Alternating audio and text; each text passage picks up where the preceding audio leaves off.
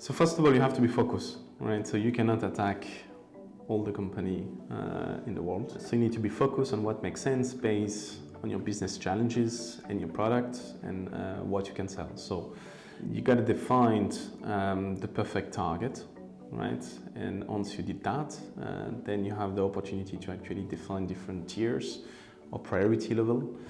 And you need to implement that in your CRM system so that your sales team is actually in a position to actually knows what target should be then the right one and the one on which we should be focused and spend time, right? So that's let's say the beginning, right? So the first point. Once you've done that for enterprise business, you need one way or another to reach what we call actually in the MEDDIC methodology the economic buyer. Right, the economic buyer can be a C-level person, but can be as well head of HR, could be as well in our business a head of talent acquisition. It can vary from an organization to another, but in your end game, if you did not reach the economic buyer, it's going to be very difficult to make the sales. You don't have to reach the economic buyer directly.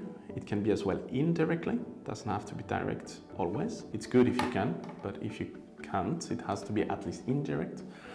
And obviously in big company, around the economic buyers is a huge team around.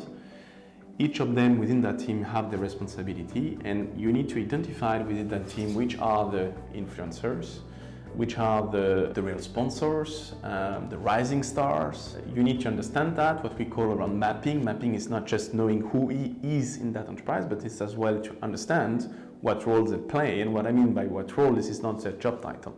Job title is one thing, but that doesn't tell us everything about their real position within the company. So an example is you can have someone which has a job title which is not a leader job title, but in fact within his team he's perceived as a leader.